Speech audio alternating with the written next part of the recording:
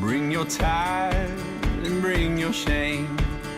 Bring your guilt and bring your pain. Don't you know that's not your name? You will always be much more to me. And every day I wrestle with the voices that keep telling me I'm not right. But that's alright, 'cause I hear a voice and he calls me redeemed. When others say I'll never be enough. And greater is the one living inside of me than he who is living in the world. In the world. In the world. And greater is the one living inside of me than he who is living in the world. Hello and welcome to worship with Upper Clyde Parish Church. It is good to gather once again to join together virtually and in our different places and in our different times, together to worship the one who has created us, who loves us and who has shown us great mercy and forgiveness and who calls us to be his people. What a great thing. If you're joining us for the first time, it's lovely to have you with us, and I hope that you find this time of worship re-energizing, recharging of your spiritual batteries, and something that you can take out into your day and into your week. Now, last time in worship in Matthew's Gospel, we were thinking about Jesus' call to live in peace with one another, to be a community of reconciliation. And why do so? Well, apart from Jesus asking this of us, as that great reformer John Calvin observed, to be a godly community is to be a harmonious community. So to live in harmony, to live at peace with one another is a mark of where we might be within our individual and our communal faith journey. This week we're going to be continuing a little further along that path as we hear Peter ask Jesus about forgiveness, and we listen to a story that Jesus tells of mercy in the face of, well, what is quite an enormous obstacle. So, in a nutshell, mercy and forgiveness are our twin themes today in worship, because both mercy and forgiveness are foundational for creating that harmonious, that godly community. Before we move more fully into our time of worship, however, there are just a couple of church notices. And now first, an update on our church building. We now do have our fully comprehensive electrician's report, and we've hit a slight snag. There's a wee bit of work that needs to be done before we're allowed to open up the building. So a few C1 and C2 faults have been picked up, which came as a bit of a surprise. And I'm going to be able to find a bit more out about this on Monday when I have a chat with our electrician.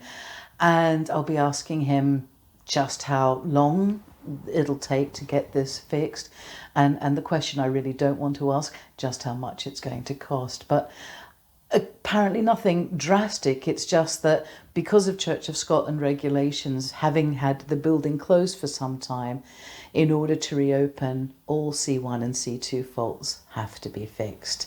It would be normally something we would be doing as an ongoing thing had we been open for worship, but because times are a little bit different, so this is our situation. So we're not going to be opening for the next wee while, but I will keep you informed. In the meantime, we continue to be able to gather together online, and for those who can't access the internet, there's also worship that can be accessed daily on the radio. Of course, as I said, I'll let you know when we can eventually open the building. And from a timely point of view, given we have just gone back into a sort of lockdown in South Lanarkshire, perhaps it is actually just as well that the building's not open for worship just yet anyway. So we will get there. Thank you for your patience on this. Meantime, we are still a community, and as part of our calling to love God and to love our neighbour, we are throughout September wanting to support the work, the very good work of the Clydesdale Food Bank.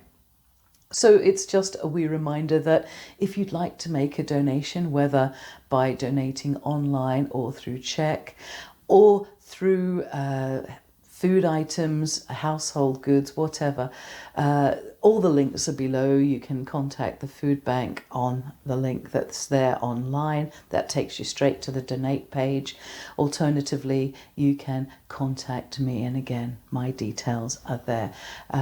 We're also, when we move into thinking about harvest a little later on in October, normally we would be supporting the work of Send a Cow, but given the circumstances this year, we are going to be focusing a bit more closer to home. So we'll be supporting the food bank as our harvest charity this year.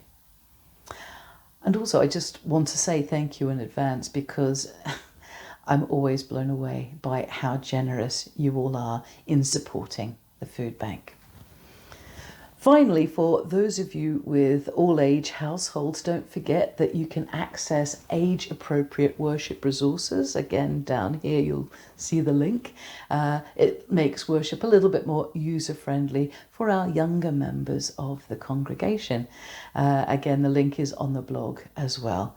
And for those of you who'd like to dive a little more deeply into the Bible passage for today, again, there's a link here that will take you across to a downloadable resource for a bit of a Bible study space if you'd like to carve that into your week this week. Let us now pause just for a moment and prepare ourselves to meet with God in worship during this time and this space.